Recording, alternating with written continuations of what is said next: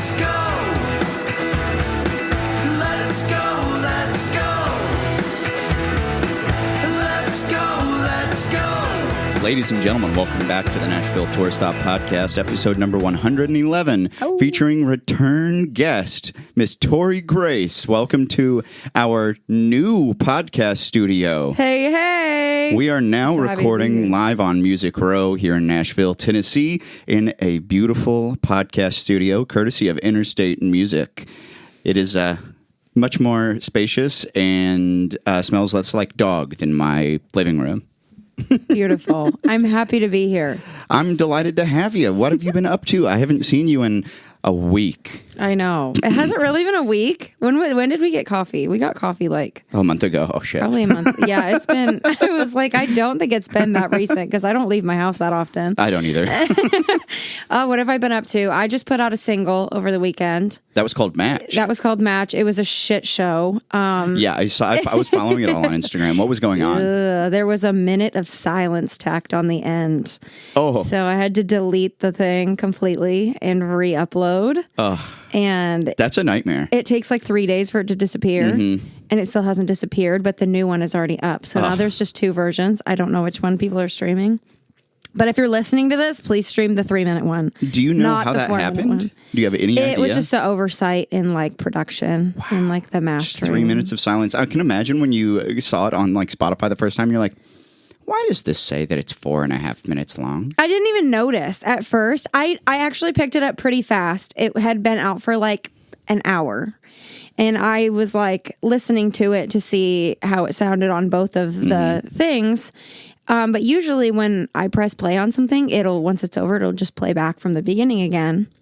And I was like in the kitchen doing something and realized that it had just been sitting in silence for a while, but it said it was still going and that there was like still time on it. And I was like, immediate panic. I'm sweating. I'm like, what do I do? Oh my God. I have been like pushing this song for a year. And it's not the way I hoped it would be. And it had 300 pre-saves too, which is like good for me. Like I busted my butt trying to get those pre-saves. I think And that's now why it it took doesn't so matter. long to get it out, because I really wanted it to do well. And then I had to delete it and lost all the pre-saves. And it was so tragic. Mortifying. Yeah, everybody's talk nightmare. about one of the worst things that can happen to an indie artist. Yes, exactly. I said that in my Instagram story. I was like, this is such a nightmare for somebody who like has to just fight the good fight to get people to even give a single shit about one of your songs. And And it's awful because you give so much shit about it, Yeah. and then just trying to convince anyone to is like that's like trying to get my family to listen to my music. yeah. Like, I'm family. sad, sorry, Yeah, but come like on. trying to convince people to listen to a song for 3 minutes is way harder Yeah, than to it should stay be. the whole time. Yeah. Like, hey, this is art I created. It's also like you pour your money into the ones like we write so many songs in a year and so many songs for ourselves. And then we pick the one that we like the most or believe in the most and pour our time and our money and our talents into this song. And you make goofy, stupid TikToks and content for Yeah. the internet trying to get people to like pay attention. And then it finally comes out and all of you're like about to take a sigh of relief and you're like, oh shit. Here And then we go instead again. of that sigh of relief, you do this. Oh my God.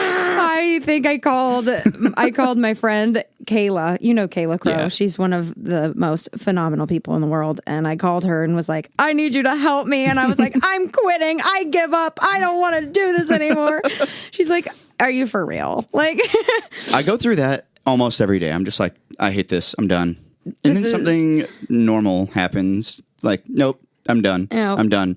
I can't. Like, Tap for out. example, we're recording this on a Monday, and I just got a notification from one of the venues we work with that they are moving us to a different location that they own. And my first response is, fuck it, we're done. We're Just over. take us off the schedule. We're breaking up. We're done. It's like the smallest inconvenience. A first world problem. They're like, we still they're have like, a place to "You're do not it, but it's canceled. not We the just place need to we want. move." And I'm like, But it really does change things. it does. I feel like sometimes people will want to play at one place more than they will the other place. It sometimes gets harder to book people, Right. depending on what the venue is. Right. Depending on where the venue is. And like, I mean, parking's a huge factor for where people choose to play now. And did you see the whole thing about downtown musicians getting... Yeah, 60% off. I signed up. Do you have the link? I did not get the link. I'll send you the link right now. Yeah, she's going to text me the link right texting now. her the link. But they Texting him get the discounts for working downtown, and I think that's a good start. But I think that if you work downtown, you shouldn't have to pay to go to work. Like, I know. I think that It's always been that way, though. And even 60%, like, I will take what I can get. 60% off of my parking.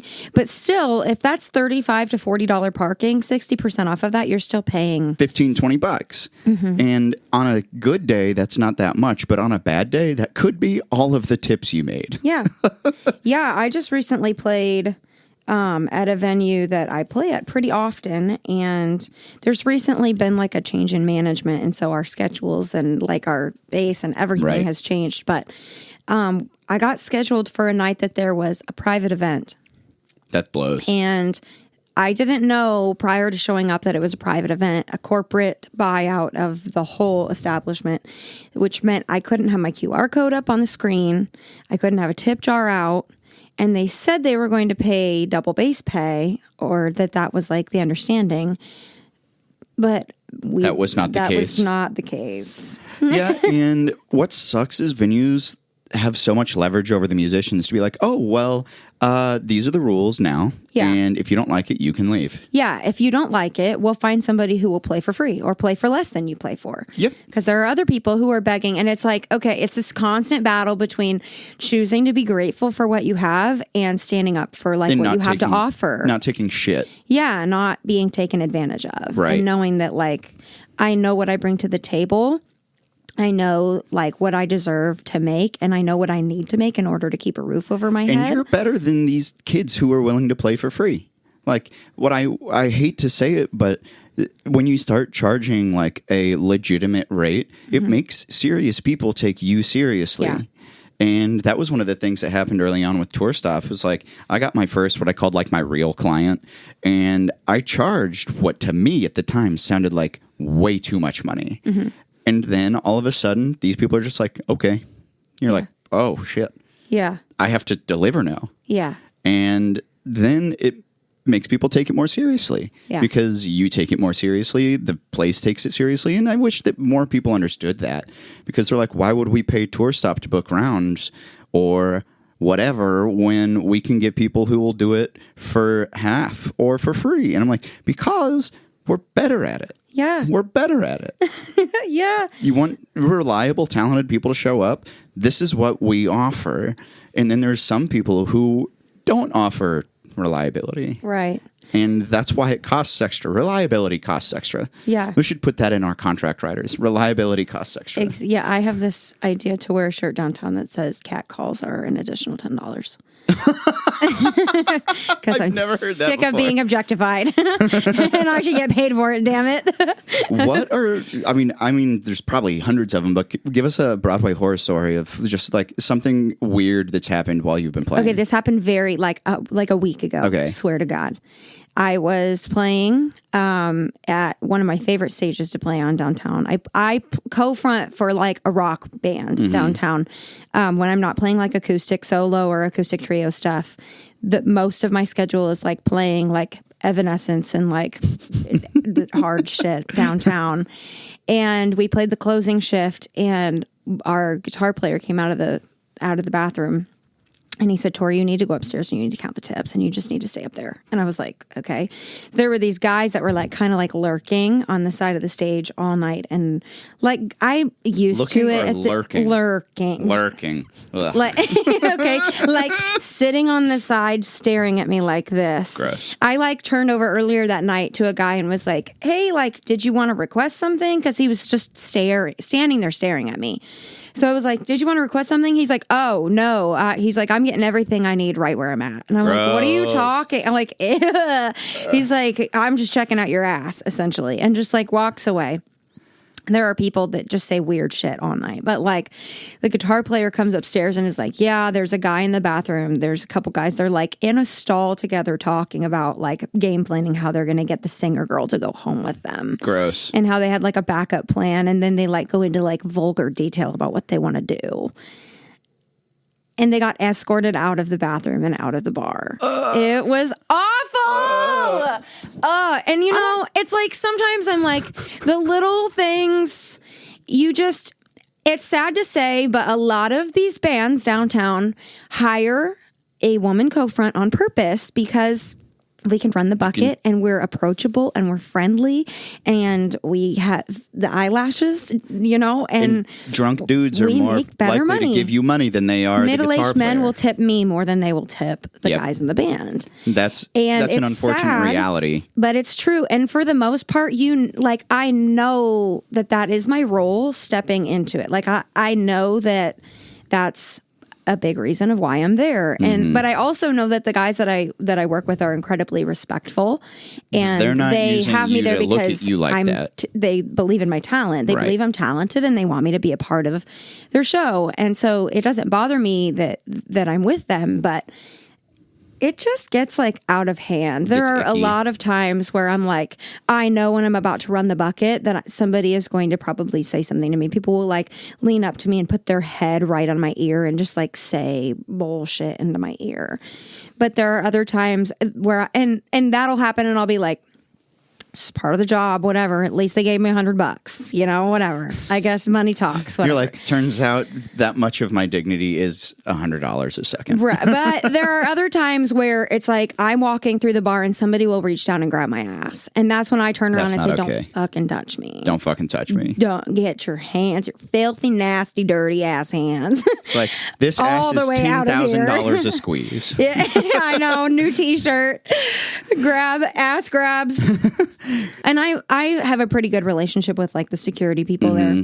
And that's probably really important for a Broadway performer too. Yeah. Yeah. And unfortunately, I think that the circuit that I'm in is probably the best, is probably the only ones like on the strip that really take the it Broadway seriously. circuits that are better than or worse. I'm telling you, those purple bars, they do not care about their performers. And I have so many amazing, talented, wonderful friends that play in those bars that get the worst disrespect and have horrible things happen to them, and nobody will do anything about it if they didn't see it personally. And it's so disheartening.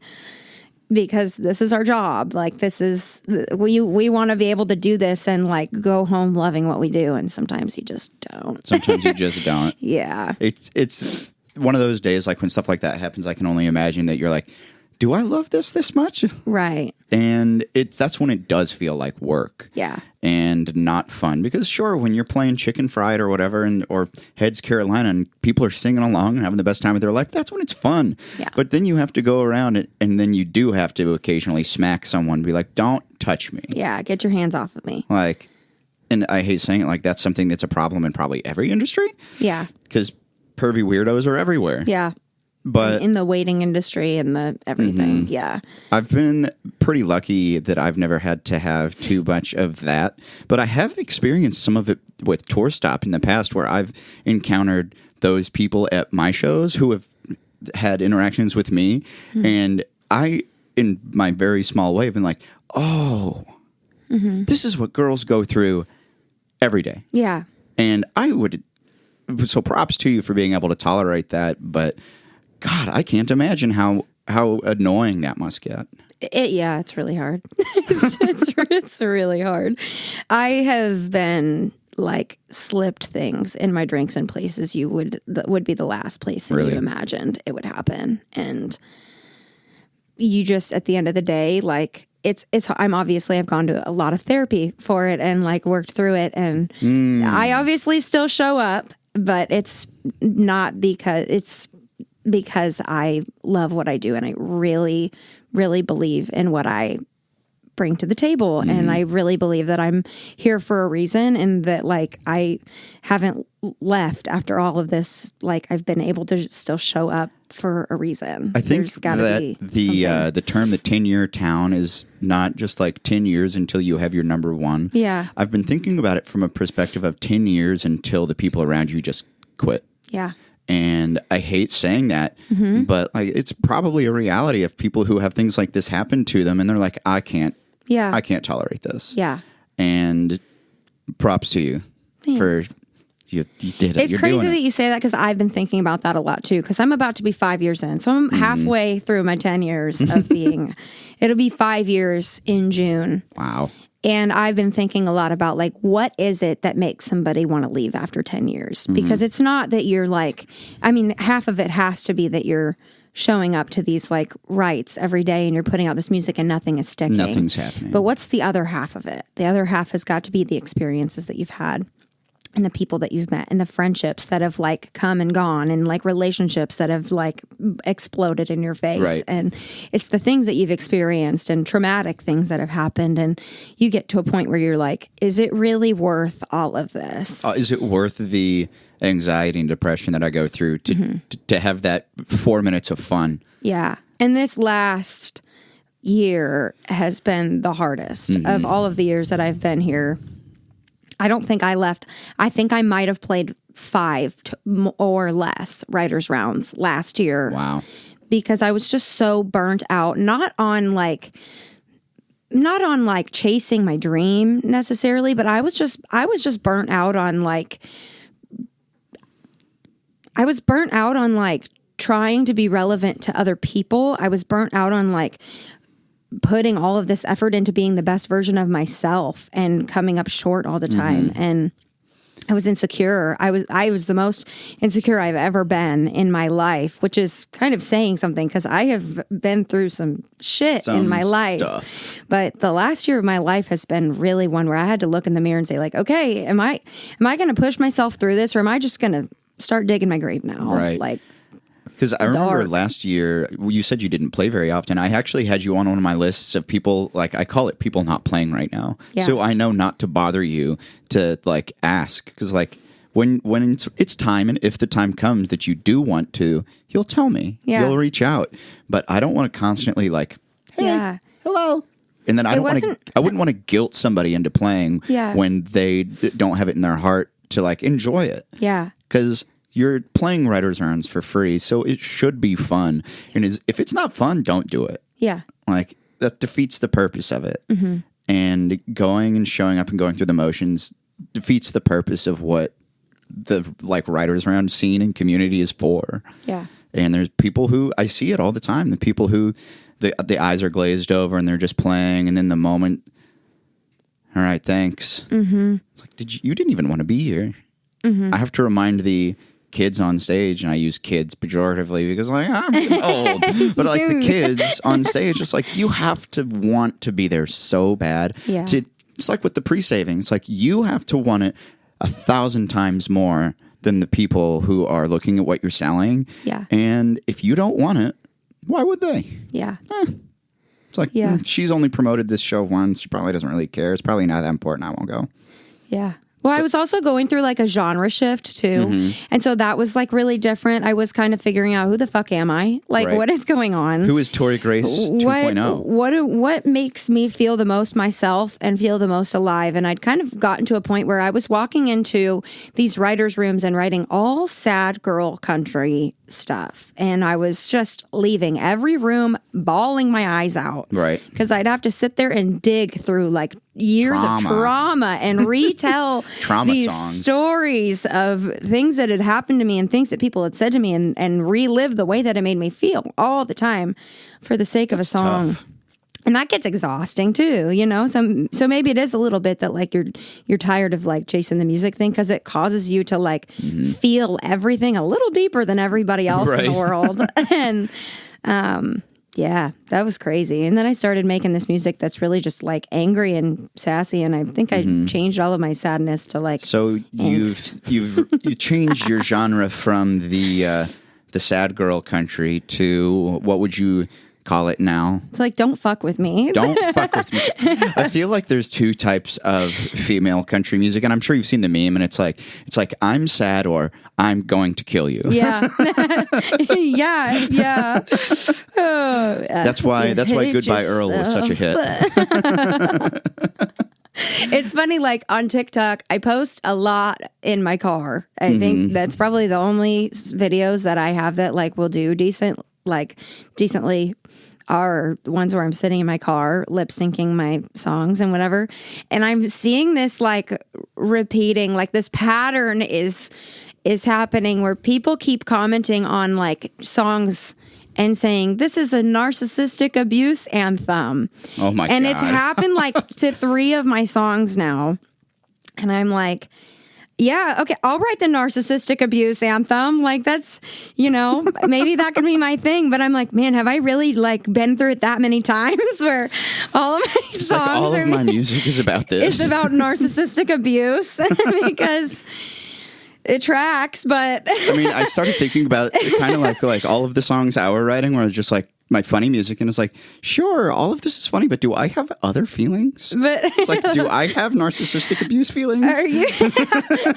Am I just hiding my feelings? It's like by writing silly songs. Do you ever fall down the rabbit holes on Wikipedia and you're just like, oh, what is it? Oh, and then all of a sudden you're looking up like borderline personality disorder, and you're like, what?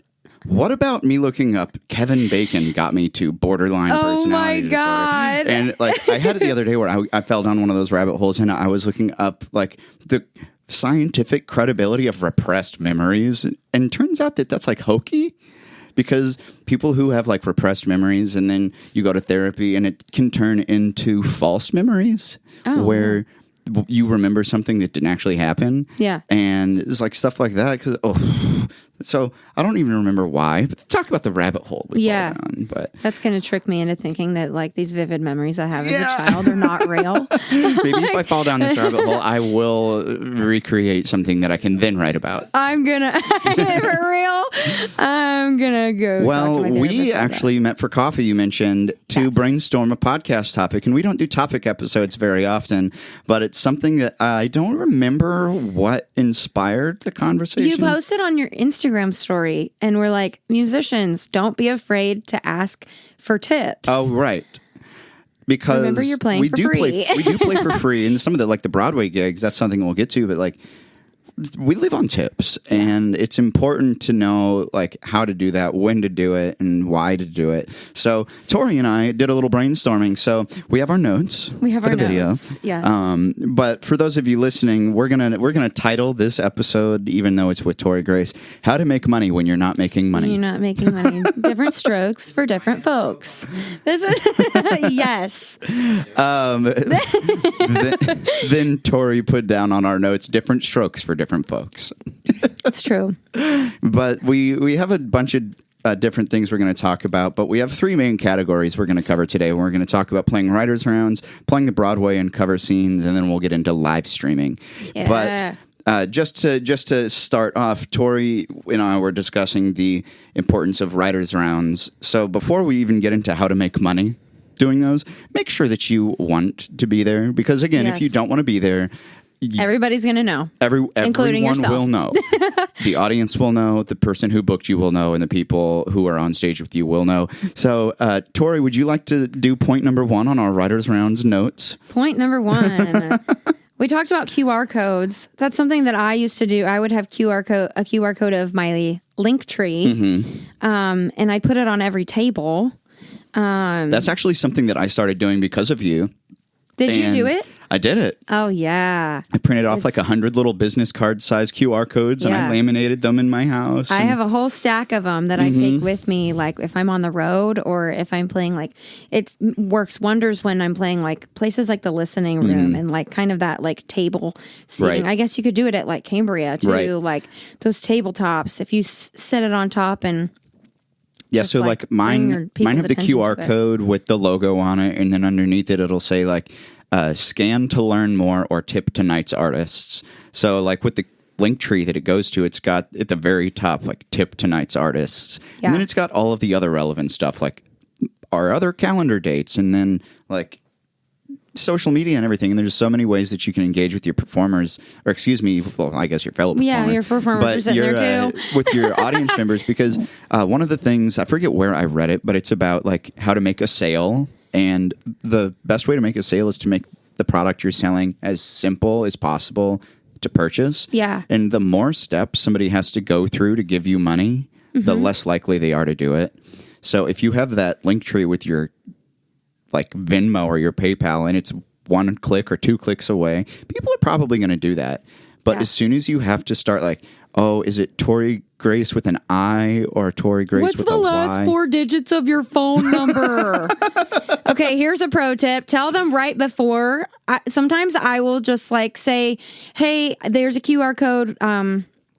I'll be like, hey, if you like what you're hearing, like if you want to hear something, whatever. This is in a kind of a different setting, I guess. But when I'm talking about my QR code, I'll say that'll take you to the virtual tip jar. It might ask you to confirm my phone number. There's also just a little button underneath that says pay without confirming. Right. And that'll allow you to pay. I will like say that because otherwise so many people will come up and be like, what's your phone number? And You're I'm like, I'm not going to broadcast that. and then to they a feel dumb when video. I'm like, hey, like there's a little button there that you can. I have seen people put the 4 digits on like those little tacker boards or Yeah. something. But even so, it's like I don't know if I'd want to give up even I that guess much I don't of my phone trust. number. Yeah, I don't trust people. Like it's pretty easy to figure out what the first 3 of somebody's is. You Yeah, know? right. So if you're in 975. Nashville, like, okay, the You know. area is going to be 615, and now I have the last 4, so I'm Yeah, have to guess so 3 now I just have 3. numbers. It's like a little Morse code.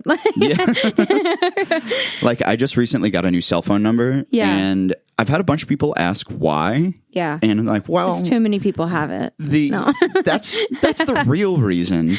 But the reason I've been telling people now that I've just told you You've the real just reason. told But the reason I everybody. was telling is You just because outed my yourself. hometown area code was changing, so I was going to Yeah. have to get a new number no matter what. Yeah.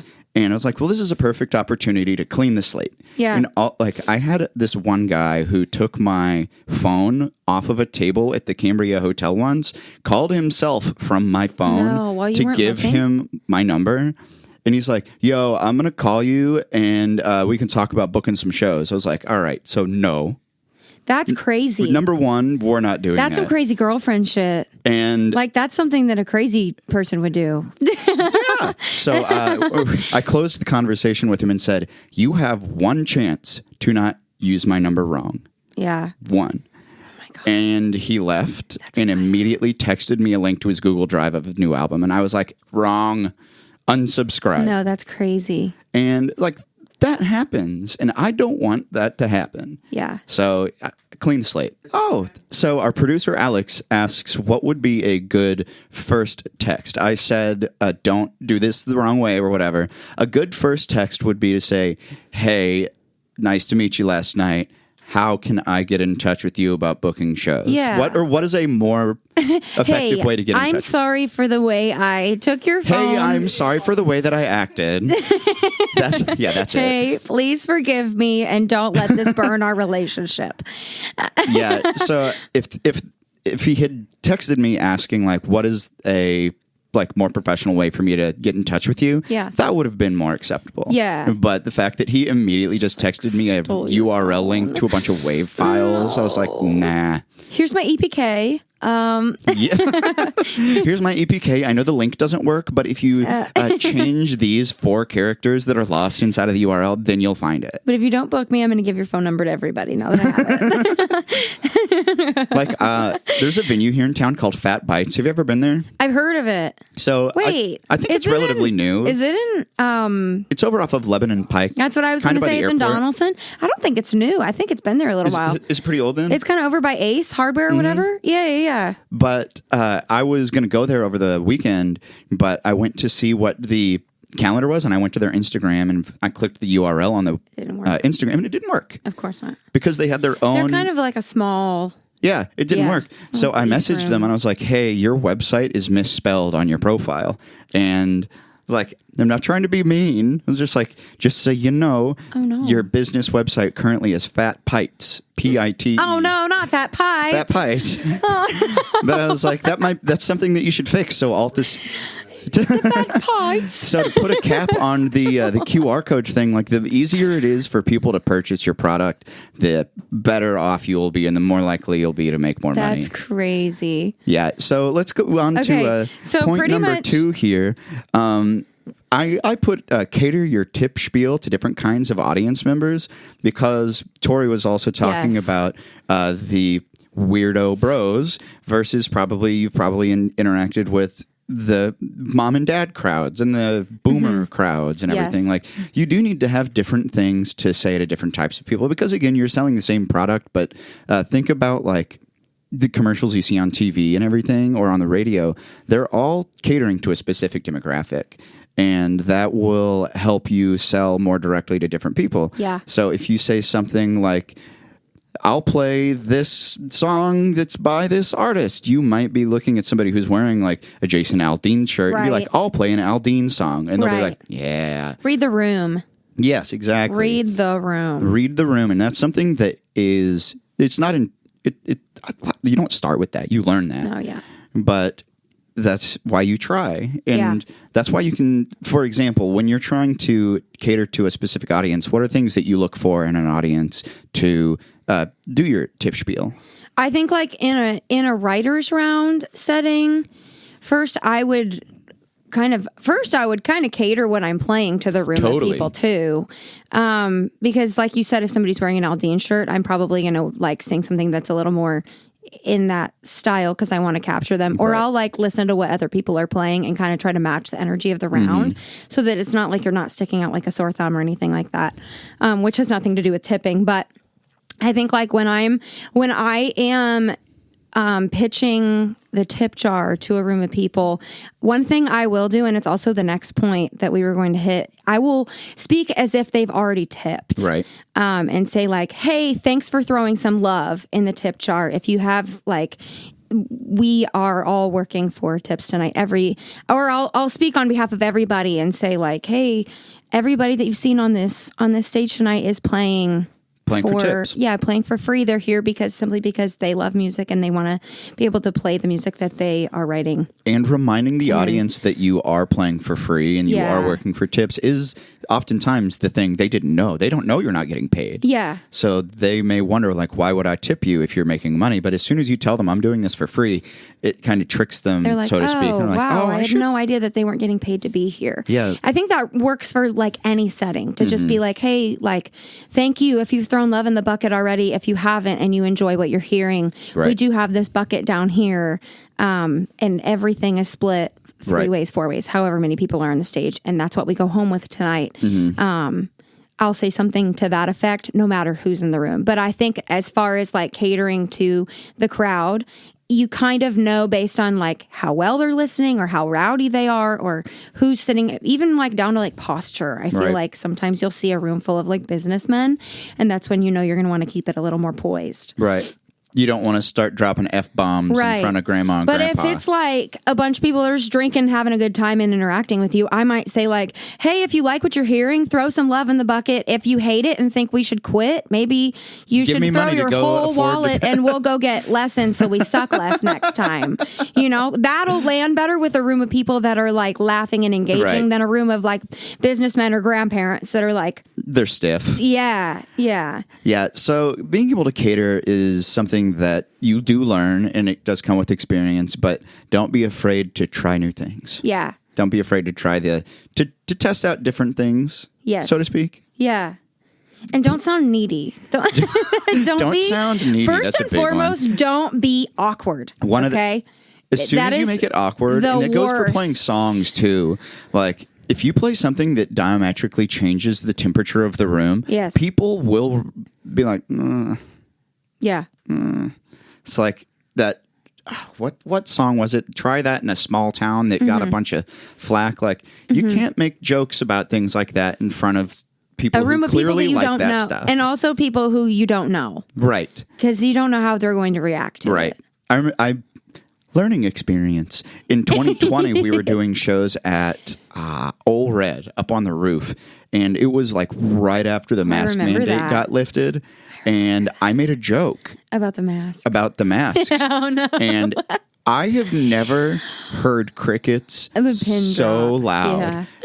And I let it sit for like 2 seconds, and I was like, let's put our hands here's Wonderwall. Yeah, so you learn. Yes. You learn. Yeah, you definitely learn from experience. That's probably something that should be noted too, is like try things. Don't be afraid to try something on a room. Because sometimes you might say something that does land. Yeah. And then people might be more inclined to throw money, but But don't give up and not ever like try again if it doesn't. Don't land. I would beat a just dead move horse. on. Yeah, and don't keep bringing it up. Like if it, I shouldn't have said that, or like don't let your face get beat red and act like, oh, I Right. want to get off the stage right now. Like we're all human. We're literally just showing up. We're and singing literally our just songs. trying. It's for real. Yeah, so there's so many things that just come with the experience of gigging, but the audience, bless their heart, I hate saying like the customer's always right, but like you do have to cater to the customer. You're playing for free. Even when you're playing for free. Yeah. Yeah. So let's move on to point number 3, and this is something that chaps my ass personally as a person who books shows, but point number 3 is don't leave right after your set. Mm-hmm. And you may literally leave money on the table, and I've had that happen multiple times. Yeah. And it was at the Cambria Hotel maybe a month and a half ago, where our 6 o'clock writers round they played great. There was a small audience, so it wasn't crowded. People on stage weren't like getting rowdy and playing the bar songs, but some dude came in and put $500 into the jar. Yeah. And one girl didn't see it. She left without taking her money. Yeah. And the other people Tough on luck. stage were like, do we save this and give it to her? I was like, no, she left. It's like, this is for you. You stayed. It's like, if this person had stayed for 5 minutes, we would have had time to give them the money. Yeah. It was like, I'm not gonna chase after you. Did they text you later and be like, hey, did you guys get any tips tonight? Like, Yeah. here's my Venmo. If you Yeah. want to send it to me. But I didn't feel bad, like, because you literally leave money on the table. So this applies to, I guess, all gigs. But if you have merch, stay to try to sell it for a minute. Yeah. Or there might be those stiff businessmen who really liked your music and then ask personally, hey, I don't want to tip the whole show. Yeah, I want they to tip slip you you. money. How do I Yeah. do that? And that's why the importance of staying for even a minute Yeah. is important. Like, I think it's just as important to like just walk around and greet everybody. Yeah. Like, thanks for listening to my music. Oh. You could have been, and I say this every time I get on a stage at the end, I will always make a point to say, you could have gone to any bar in this town to listen to a song that you knew tonight. Mm-hmm. You could have gone to any bar down the road and walked in there to listen to your favorite songs, Wagon Wheel and Friends in Low Places, and songs that you can sing along to. And you chose to be here listening to our stories and our songs that you've never heard before. Mm-hmm. And that means the world to us because we bust our asses every day. We Right. sit in these rooms for hours and bang our heads into walls trying to just to go make through it that all trauma rhyme. songwriting again all And- over. And it's pretty rare that we get to play, sadly, for a room of people that actually want to sit and listen. Mm-hmm.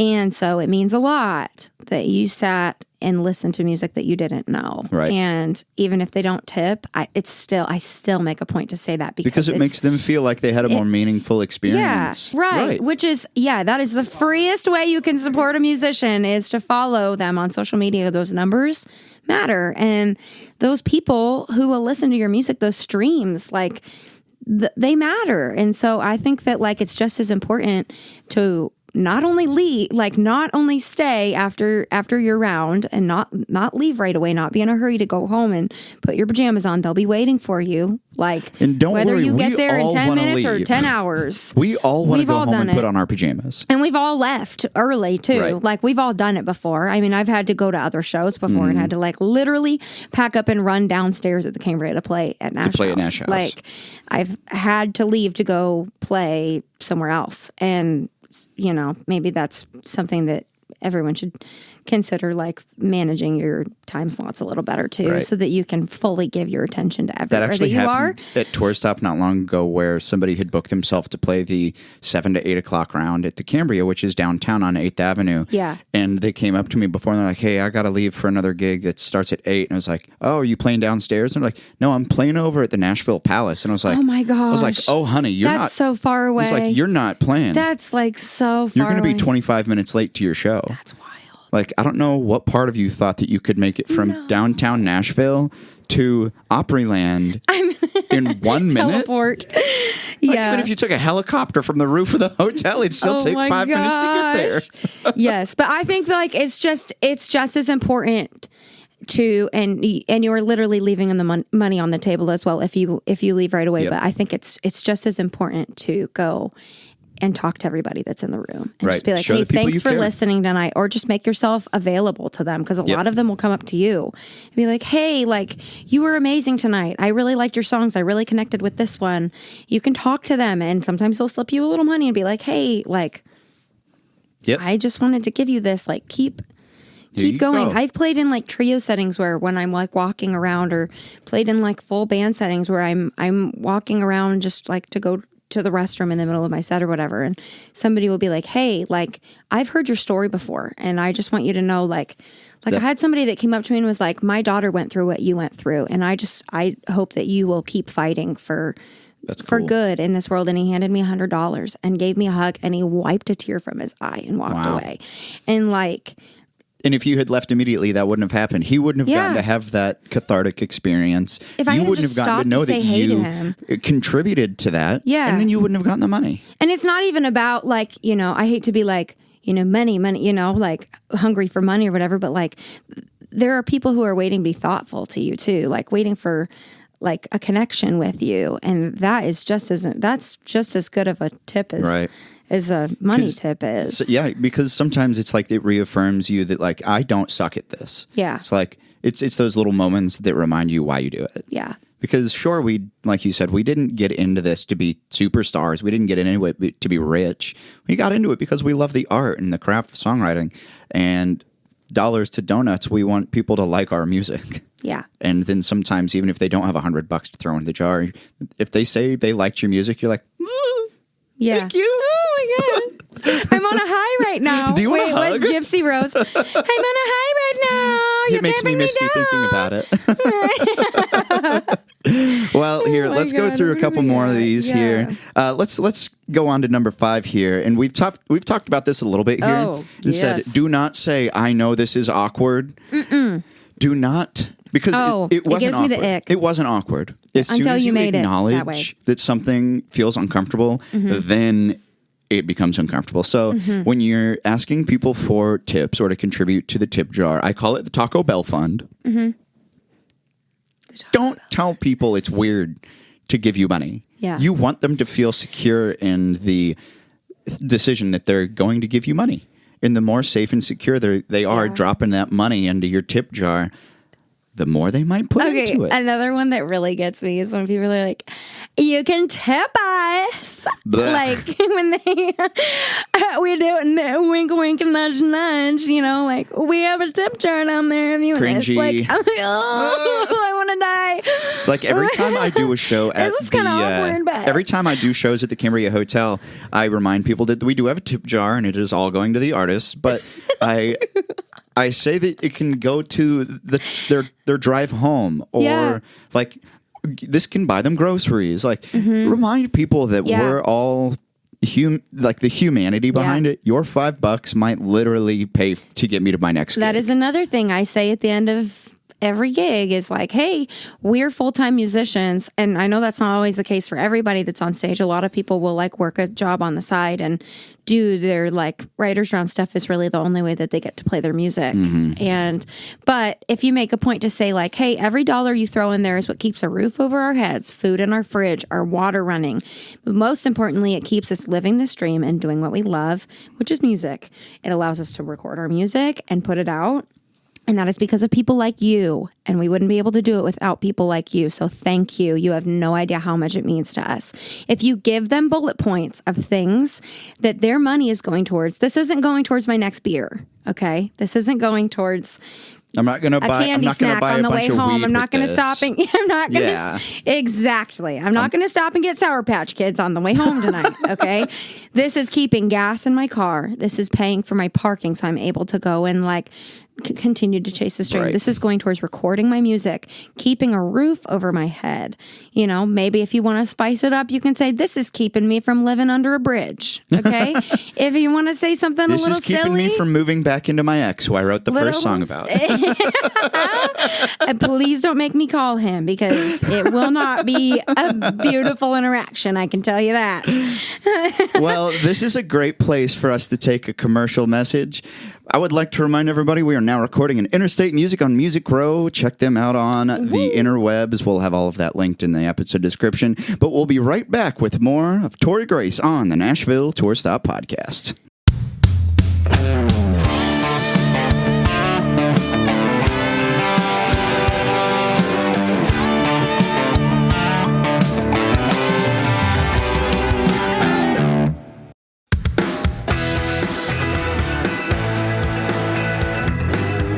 And we're back with the Nashville Tour Stop podcast, Tory Grace, episode number 111, featuring how to make money when you're not making money. Amen. These are some of our tips that we kind of came up with to help you make money in your gigs. Yes. Yay! Woo-hoo. Grandma and Grandpa, I know you guys don't gig, but if you ever wanted to, here's some tips. some valuable little tidbits. We just finished covering Writers' Rounds, and there will be a lot of overlap between these because, again, it's money and yeah. that's the same. But we're going to cover Broadway and cover gigs. Yes. Which you do I do. all the time. 6 to 9 times a week. Help. Help. Speaking of giving me money. We started the Writers' Rounds by talking about QR codes, and these are something that are really effective in multiple ways. You can put them on the tables. I have retractable banners that I take to my gigs. Big, giant QR code. Hard to miss. You want it to be as big as possible so that people sitting as far away can still read it with that iPhone. Yeah. If it's too small, people won't do it. And then again, I can't tip you because I don't want to get up from my table. Yeah. You miss money. Yeah.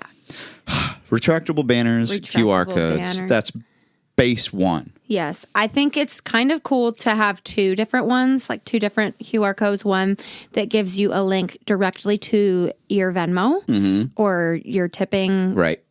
websites. And I always have another one that has my link tree on it. Right. That at the top has an option to say, request a song, leave a tip. And then all the rest of them are my social media and my original music that they can stream. One works as a business card. The other one works as a virtual tip jar. Right. And the request a song is a huge part of Broadway and cover gigs. Yes. You don't just get to play 4 hours of what you want to play. Yeah. You have to play what people want to hear and what you they're wanna willing to make pay money. for. And something that I've thought's interesting with that is people charging different amounts of money for different songs. Yeah. Like Stairway to Heaven's $100, Freebird's Is it $100. really? Freebird's $100. Freebird's $100 for sure. But I mean, you know what? It just depends on how bad I hate the song. I feel like, and it's also like the difficulty of the song. Because Freebird, I think Freebird being $100 is totally fair. Because it's so long. Because one, it's so long and it's very taxing on the guitar player Yep. and the drummer. Yep. But two, people request it and then they don't even know what the song is. They just think it's a joke. So people will be like, Freebird. And then they're like, what is this shit? And then they leave because they're bored. Yep. You lose people in the crowd when you play Freebird. Yep, because it's too long. Because it's 10 minutes of a song that they actually don't know and it's just like a joke. It's just an inside joke. I had never considered that people might leave in the middle of a song like that because they're like, too. okay, this guitar solo has been going on for 6 minutes. Bam. It's like, okay, that's enough. Moving on. I mean, I've seen people do like the super abridged version that's 4 minutes long. Yeah. And even that's still pretty long for a Broadway song. Yeah. You know what? If you're going to play Freebird, you're going to play All Too Well 10-minute version. But too. I know and you're going to you've- lose the same people both times. I know you've said it, but I've heard Paige Rose say it as well. It's like, I'm a human jukebox. Yes. And like, let me play the songs you want to hear. Yeah. And that's a fun way to like put it into the brains of these people. It's like, oh, they might be able to play a song that I haven't heard in a long time. Yeah. And that's like, did you see the other day, I think it was Sunday or Saturday, that Ultimate Guitar went down, the app crashed, and everyone who was using it on Broadway didn't all of a sudden have a cheat sheet for the songs they're going to play. Yeah. So that's kind of scary. That is scary. I put myself to the test and went live at one of my shows with just my phone. And usually if I'm going to go live, I also have my iPad so that I can look at Swipe tabs through. and stuff. But I challenged myself to do a full gig without having any tabs. Wow. I got through 4 hours of songs. Wow. Yes. That's impressive. 4 hours of songs. People requested songs. I think I probably messed up a lot of them, but like, I was like, hey, you know what? Like, usually everybody has a cheat sheet, and I don't have one today because I'm really trying to really trying to maximize my audience right now. Now, you put in our notes here, would you read number 4, a beautiful quote that you have said on stage? Oh, this is my favorite. I say this a lot. I really do. I say, if I know your song, great. If I don't, I'm a professional musician, which means it's my job to professionally ruin all your favorite songs. All of your favorite songs. Yes. And that's funny. And Talk people about love knowing how to that. read the room. Yeah. Like, that's something you'd say to a fun, easygoing. You say that to a fun crowd. Honestly, you could say that to a room full of grandparents and they think it's hilarious. They probably too. still think it's funny. They're just like, oh.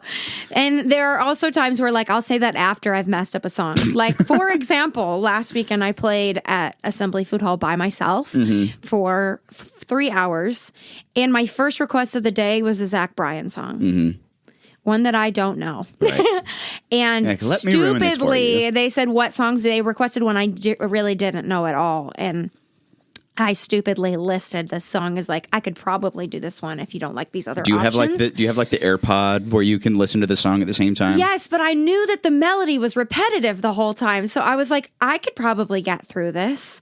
And Was it awful? I'm sorry, Zach Bryan. It was awful. It was so bad. And I just like, it was one of those things. I was so embarrassed by the end of it because it was just me and there was nobody to sing a song after me. And so it was just me in a crowd. And I was like, yeah, I probably shouldn't have offered that song. And, Sorry. And I said, I am a professional musician. So it is my job to professionally ruin all your favorite songs. And they were like, it didn't land super well that time. But I think it's because I had already just totally destroyed You had the totally song. bit the dust. So it was horrible. But yeah, that's a fun way to kind of ease the tension. Yes. Another thing I know you do is you customize your tip jar. Yes. Would you please tell our audience what you call your lovely tip jar? My tip jar is called the slut bucket. The slut bucket. She's the slut bucket. She's bright pink, just like me. Bright pink. And she has fishnets on her. And they're my fishnet tights. I cut them and I tied them around and I cut a hole in it and then I put one of my laminated QR codes on the front. But this is just my Venmo QR code. So I taped it on the front and then I put a nice gold sparkly bow around the top. The slut bucket. The slut bucket. I think it's funny. She's beautiful. Because people see it and they're like, in all her That's slutty funny. glory.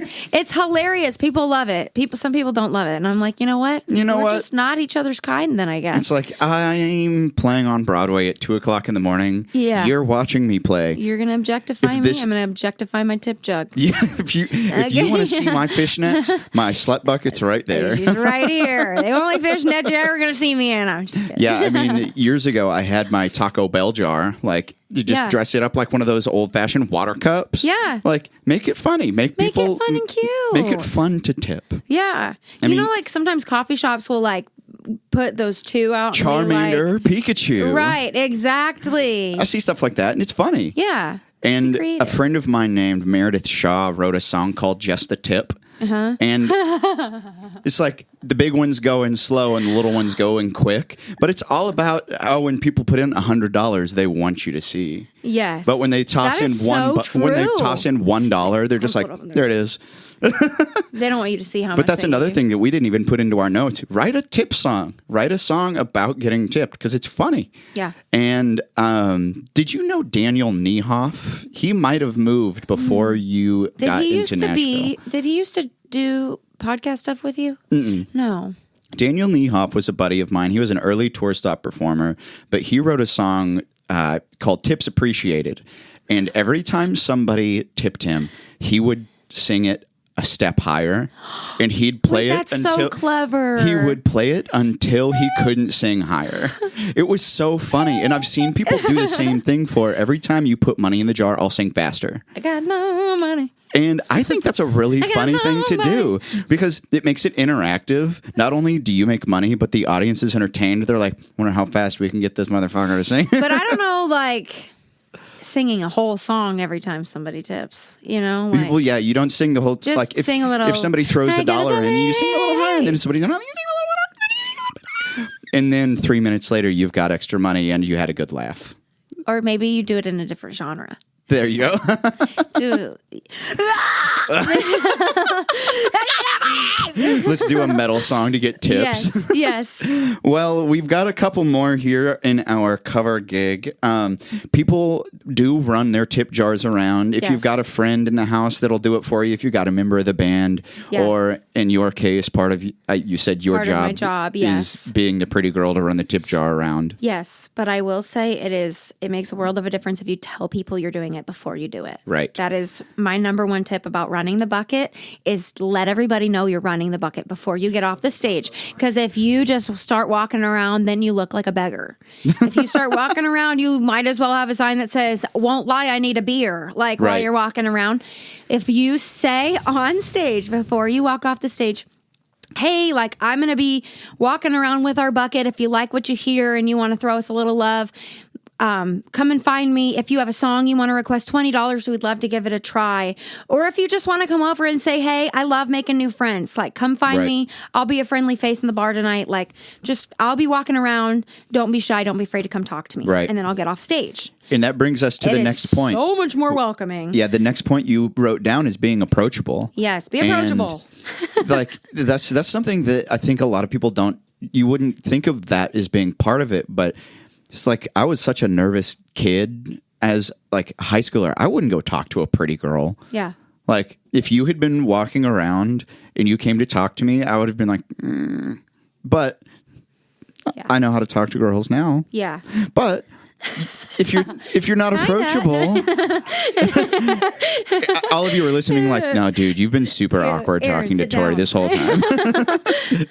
But no, being approachable is a big part of it, and Yeah. being friendly and kind or funny or Yeah. goofy. Like Sean Livingston is so funny, and he's one of the most approachable love people I know, because as soon as you start talking to him, he's gonna start making jokes, and Yeah. it's gonna disarm you and make you feel comfortable. And Yeah. as soon as you make the person, call them the customer, like as soon as the customer feels comfortable, they're gonna be like, all right, that was pretty great. There's 5, there's 10, Yeah. there's 20, there's 100, Yeah. and it helps ease people Yeah. in. Don't just stand there and stare at people. Don't walk around. relentlessly hold the bucket in front of someone's face. And be like, hey, tip the band. Yeah, I think that's another thing awkward. that a lot of people will say, like, just walk up to people and be like, hey, tip the band. Mm-hmm. And that's not, that doesn't make me want to tip the band. it makes it But if I awkward. walk up to every table Yeah. and say, hey guys, where are you from? And they're like, oh, we're from Ohio. And I'm like, OH. They're like, I-O. And then I'm like, what brings you to town? And they'll tell me in a very short sentence, oh, we're here for a birthday, whatever. Right. Like, that's awesome. Do you want to hear anything tonight? And they'll be like, oh, we're good.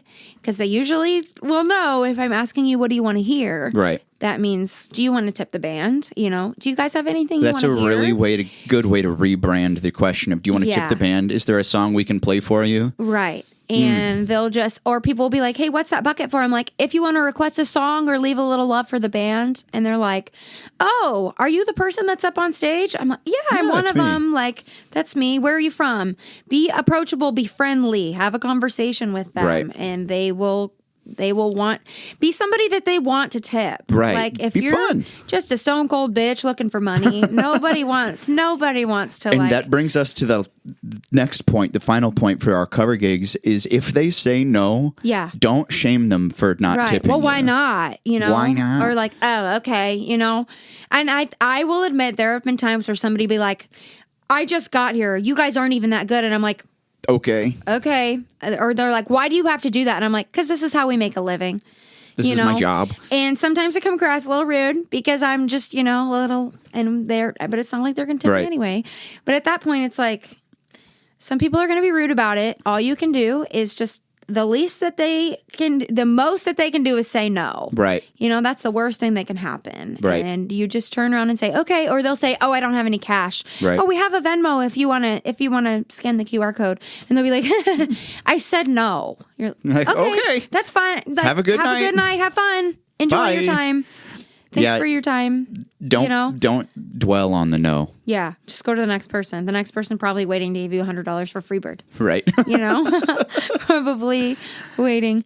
Or you can say too on the microphone, like, we go in a list, $20 gets your song on the list, $100 gets you to the top of the list. We'll play it right now. Yeah. the higher the bid, the faster you're going to hear your song. So sometimes people will give us $40 or they'll give us $25 so that they can hear the song next. Or hear their song sooner than the other songs. But like if we're playing Enter Sandman and somebody comes up and says, I want to hear Head Over Boots, we're like, oh, we can't play You can't play these back to back. That's not It's like part of my job is making the show flow. This work. Yeah. So cover gigs is a whole, we could probably do a whole podcast on just cover gigs. But let's talk about live streaming. Yes. And it's something that I've done a little bit of, but I'm sure you've done quite a bit more of.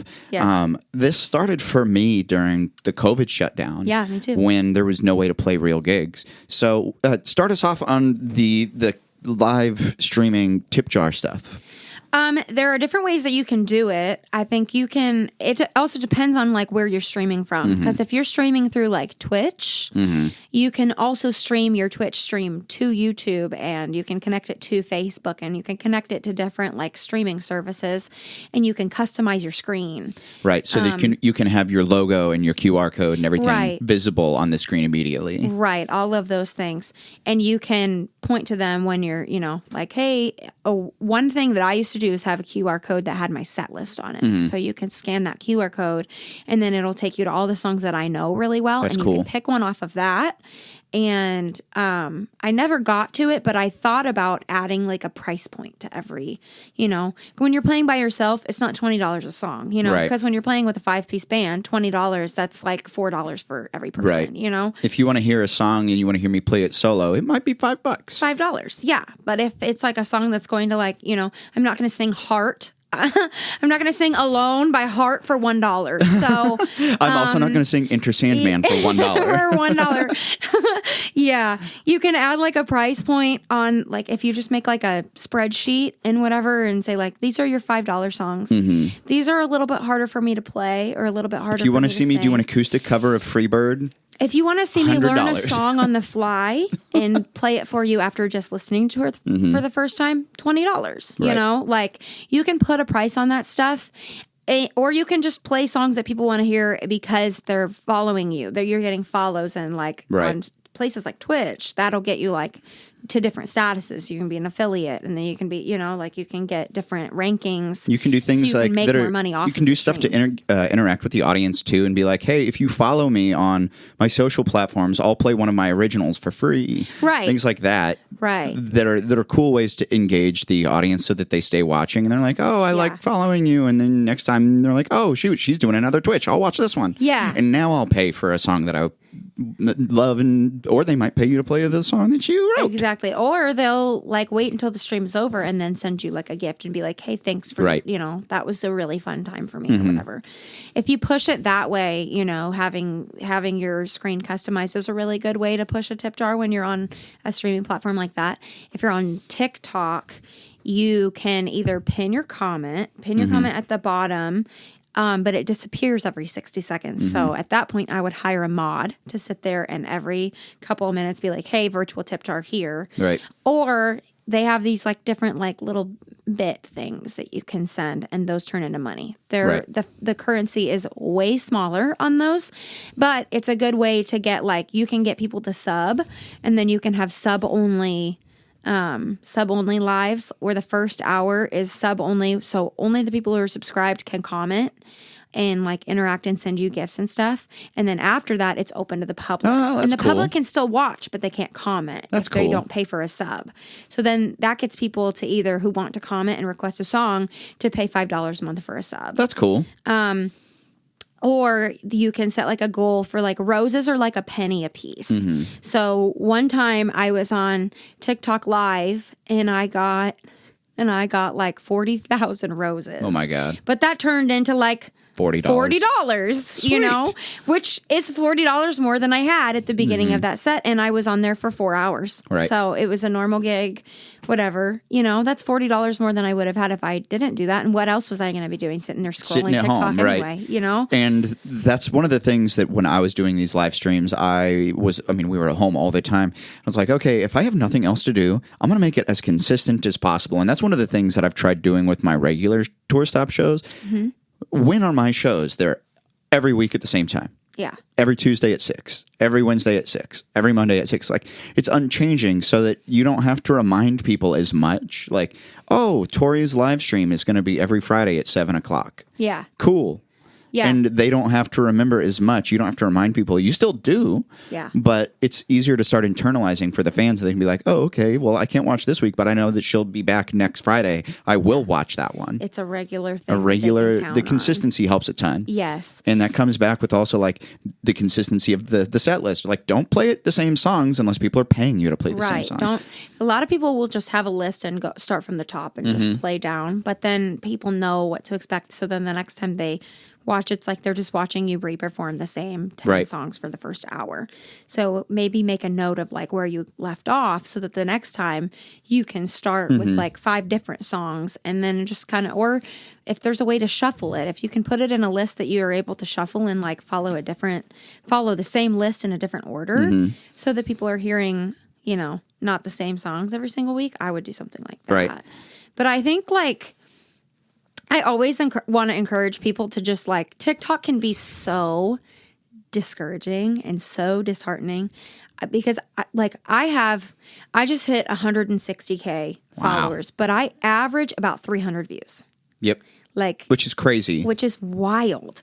And I just always like want to encourage people. Like, I get so wrapped up in like, oh, nobody, you know, this song didn't perform well, so it must not be a good song and whatever. But like, if you just keep pushing and just keep, you just need to reach one person ultimately. Right. And like, maybe your song reaches 300 views and it changes one person's life, or maybe it reaches 12 million views and 10,000 of them are telling you that you have something in your nose and you just leave feeling worse about yourself.